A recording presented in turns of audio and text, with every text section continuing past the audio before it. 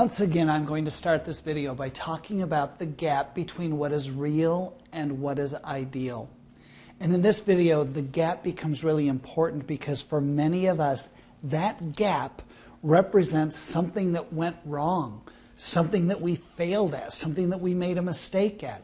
And when we focus on that, we feel that we can't do anything because why try something if we're just going to fail anyway? And by focusing on the gap that represents failure, we're actually creating negative emotions of our own. And so today we're going to be talking about redefining failure so that it means success. Are you a popcorn lover? Do you like popcorn? When you go to the movies, do you just have to have that popcorn? Well, believe it or not, the #1 popcorn brand in the United States is Orville Redenbacher. Now, Orville Redenbacher was a very interesting man, and his lifelong passion was to find the world's best popping corn. He dedicated his entire life to finding the best popping corn. In fact, he tried more than 10,000 variations to find the world's best popping corn. Now, if you were to ask Orville Redenbacher how many times he failed, he would say, I didn't fail a single time. And I'd like to ask him, if that's true, what was wrong with number 4,997?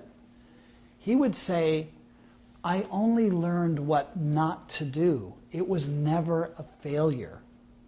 How many of us can say that's true about us? And I think that it is. Because any time we fail at something, we can find success in that failure if we look at what did we learn and how did we grow.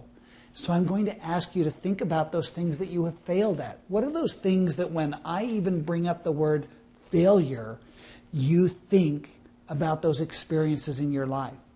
And I would bet that you have learned something pretty significant about those times in your life. Those experiences are really important.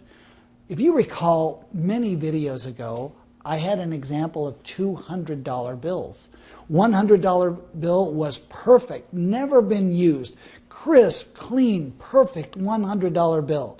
And the other one I beat up, I smashed, I criticized, I put down, I spit on it, I blew my nose on it, I ripped it, I tore it up. And I asked you, which one of those $100 bills best represents your life?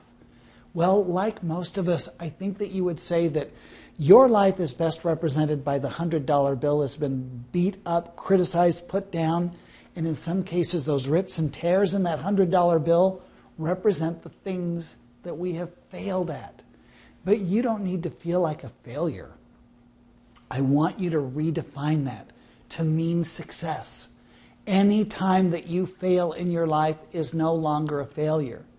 What would your life be like if you had never failed at anything?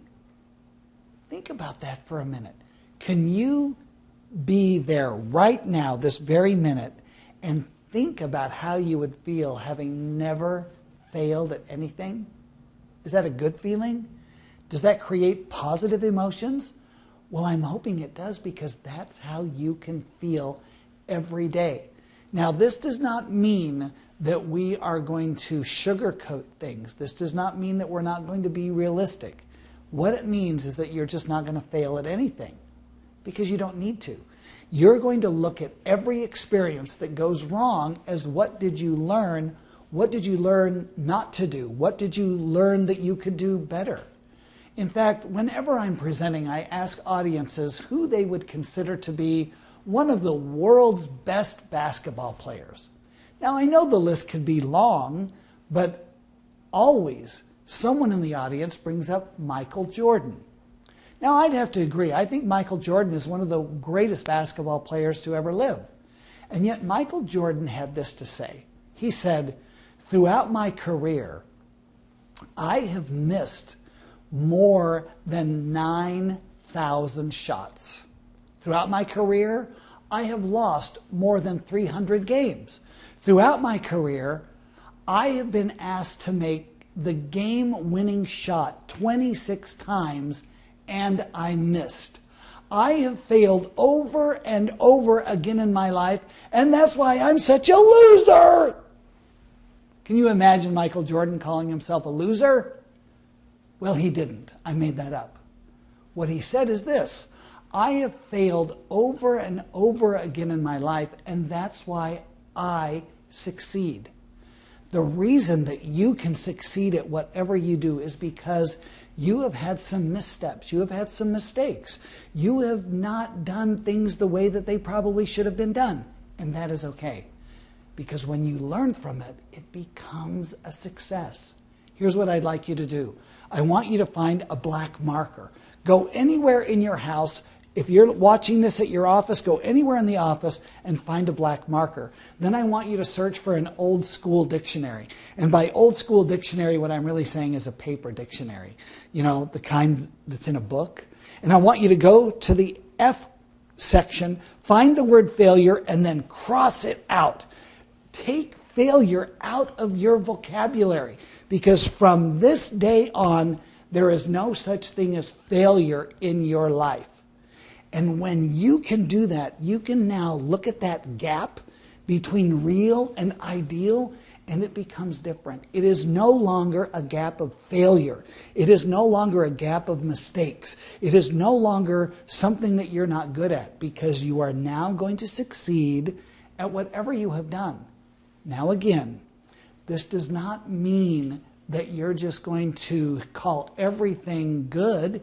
You still need to be realistic, but what it means is that you're no longer a failure.